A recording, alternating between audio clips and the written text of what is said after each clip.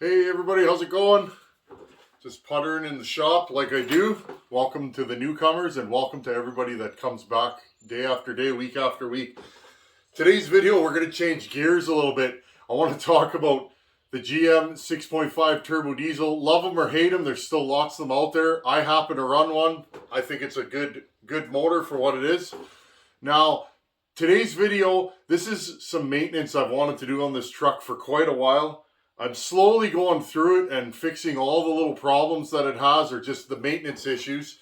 The truck's been stone dead reliable.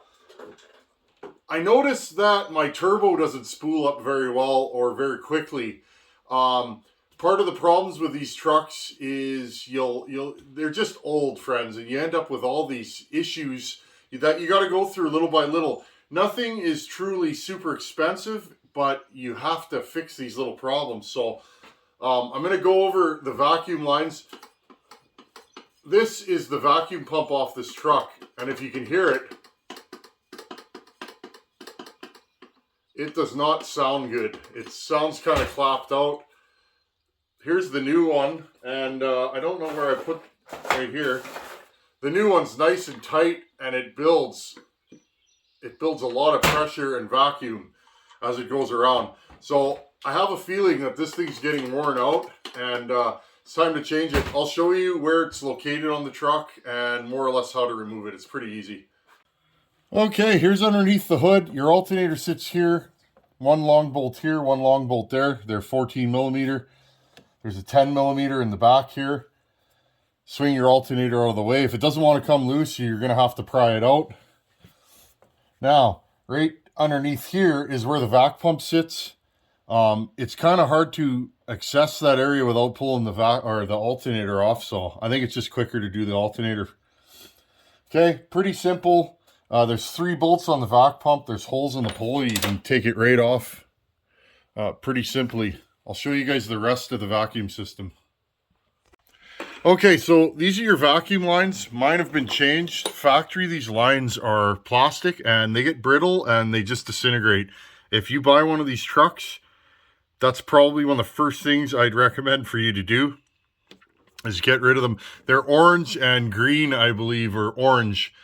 You'll see them. They're these. They look like windshield washer fluid hoses, but they're plastic. Okay, and they crack. I bought a roll of vac hose online and just redid them all. Now those go to this doohickey here. This is your wastegate or boost solenoid. One hose goes in, so if you're looking at it, the hose from the vacuum pump goes on the left if you're looking at it from the bracket side. Okay, on the left. Right side comes up and over the motor and goes to your wastegate. Now when the truck's running, the wastegate should be pumped all the way up like that. Okay, if it's not, you know you have a problem. You could stick a vacuum tester on there on the end of this and pump it up and make sure that this is holding. Mine's in good shape, it works, so it's not that.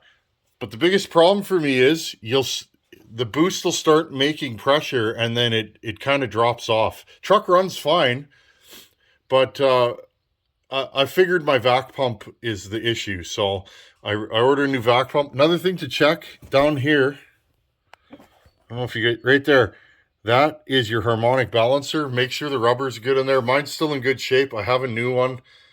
I probably will replace that sooner than later. Other than that, these motors are pretty good. I got to replace this too. You can see it's spitting a little bit of oil out. It is what it is though. It's an old truck. Okay, fuel filters on the back there. That's about it. That white hose is for a boost gauge that's mounted on my dash. Okay, now if you've never removed one of these, how does that pulley come off? Well, it's an interference fit. It's pressed on. You're going to need a kit like this. This one's from Princess Auto if you're Canadian. If you're American, I'm sure they have them at numerous other places. Okay, without this, you're kind of dead in the water. Okay, here's what it looks like. Okay, so what you want to do, you take this ring out. Just going to move you guys here.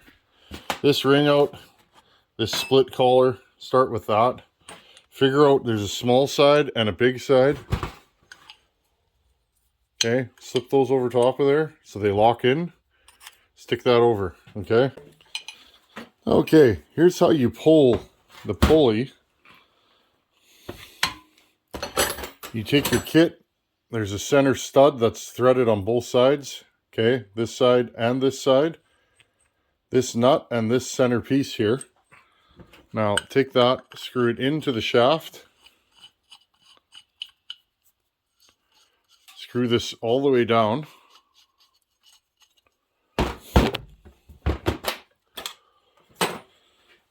Then you take these two split collars. There's a big side and a little side. We're going to use the little side in this case. There's a little notch on the pulley there. Put one on one side, one on the other. Drop this retaining collar on. Then thread this backwards. Okay, now you got to use something to jam it so that it doesn't come flying off. I'll just stick this scrunch through there. If I can. There you go. Okay. Grab your impact gun. Put it on reverse.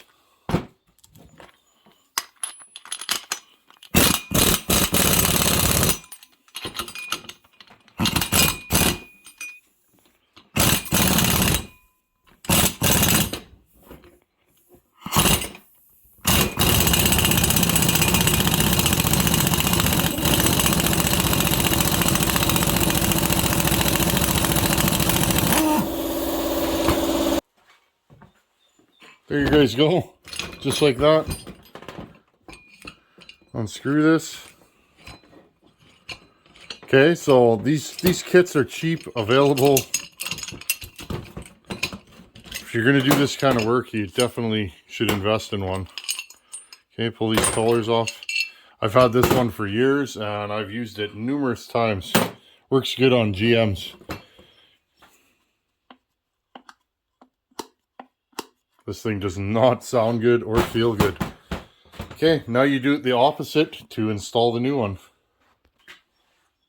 Okay, put your pulley on, screw this in. I usually put a washer on there so I don't completely destroy the pulley. Screw this all the way on.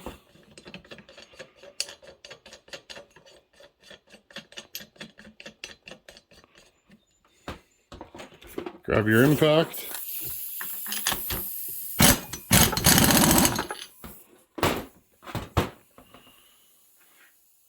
Okay, now this one, I don't want to damage the screw holes, so I'm going to find something that fits nicely so I don't wallow out any of it to pin this thing. Okay, I've pressed it on a little bit. Now, one thing that you want to make sure of is make sure you're not pressing it on too far or you'll get a belt chirp that you'll have a really hard time. Okay, so we got quite a ways to go here.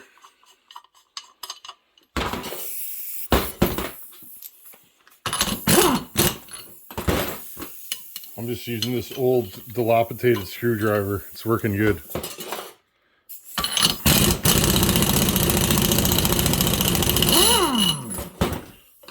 That should do it. Undo this. We're getting close. Okay, I'm going to do the last couple threads by hand. There you have it. It's pressed on right to where the taper starts. Look at the difference. This one's actually harder to turn over. This one's just loose and rattly. Okay, let's start putting it all back together. Okay, and here's the vac pump slipped into place down here. There's 3 bolts, one here, there's one under here, and there's one straight down there like a Y. Okay, bolt that in. Run the hose right here. There's a hose that comes off the vac pump. I replaced all that, replaced all the clamps. Okay, and then reinstall the alternator. Okay, and there's the alternator on. 1, 2, 3 volts. We're almost there. I'm going to fire this thing back up. Let's see if we can hear turbo now. This thing's never had a noisy turbo, and they're not noisy, but you can't hear turbo on this thing. Let's see if this fixed it.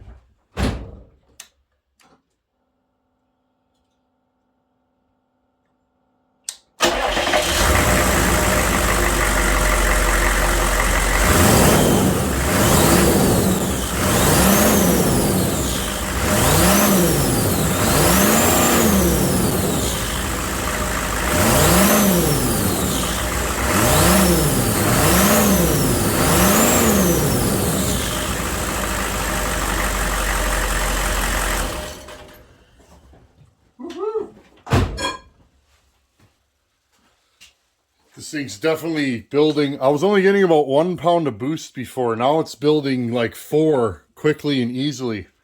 Okay, I'm going to put this thing back together and let's take it for a road test. All the plumbing for the air filter and that. Oh, and the mice ate my air filter again.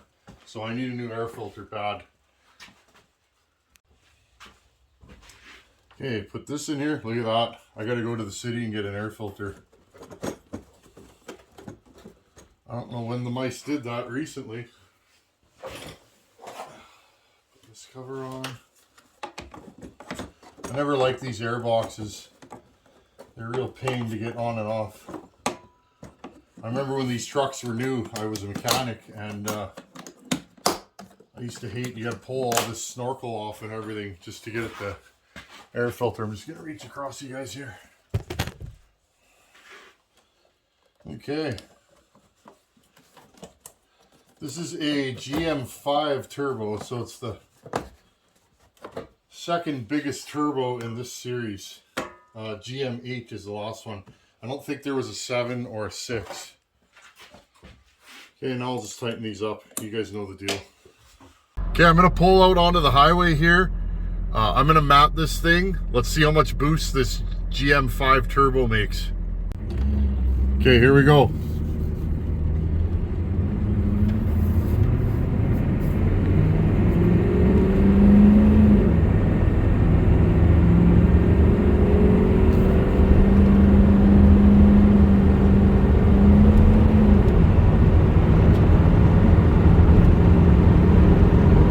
So about 7 pounds by the looks of it.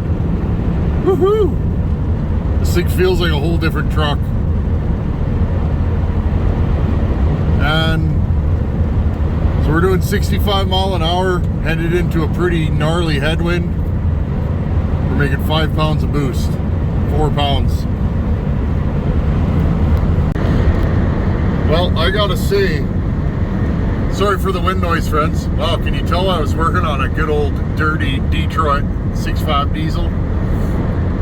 I gotta say, so this thing has never made more than 2 pounds of boost. That's the most boost this truck ever made, and I guess because that vac pump wasn't working.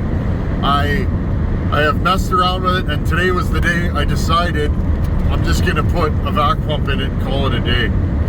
So this is awesome. And again, so you're ripping down the highway. You want to pass somebody. So this thing, there's 8 pounds.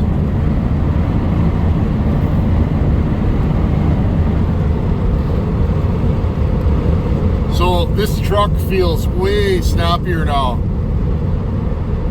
This is the hardest I've ever driven her. I'm gonna slow down.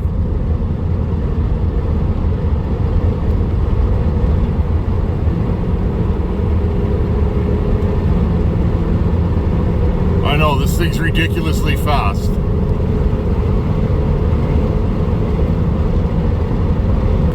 Woohoo! Okay, well, if you have a 6.5 turbo diesel like this beautiful truck, yeah, I have about 1,500 pounds of firewood in the back, true story. Got to put some load on her when you're testing her. Anyhow, if you have one of these trucks and you're not building boost, try your vacuum pump. Replace your lines, put a new wastegate solenoid in if you're still not building vacuum, or boost rather, in the turbo, try a vac pump. My wastegate would be held closed when the truck was idling. That's proper. But once I got the RPM up, obviously my vac pump wasn't making any vacuum. It's time for question of the day. Today's question comes from Magnus Griswold from beautiful Nova Scotia, Canada. Fellow Canadian, how's it going, buddy? Magnus says he just built a 365 special with a big bore top end, 76, 77 cc top end. He's got a pipe on it already, and he's contemplating porting it. Wanted to know my thoughts. Well, Magnus, you've come to the right place, buddy. My thoughts are you should port it. Take your time. Make sure you have the right equipment. You can port with a Dremel. I did it for a long time on this channel. Make sure you get good quality double cut burrs and sanding drums and all that kind of stuff, and have at her. If you watch my How to Port a Power Saw series, it's super long and might take you a while to watch through it, but I went really in depth on the real mechanics of porting. That saw there, keep your exhaust roof 100 or lower, 101, 102. Do some lower transfer work. Keep your intake 154, 156. That's total opening, and you should have an orangutan saw. Check your work often and make sure everything's smooth to the touch. Run your finger around when you're done. Make sure there's nothing sharp. If you feel sharpness, go in there with some sandpaper and shine it up. Hope that helps, Magnus.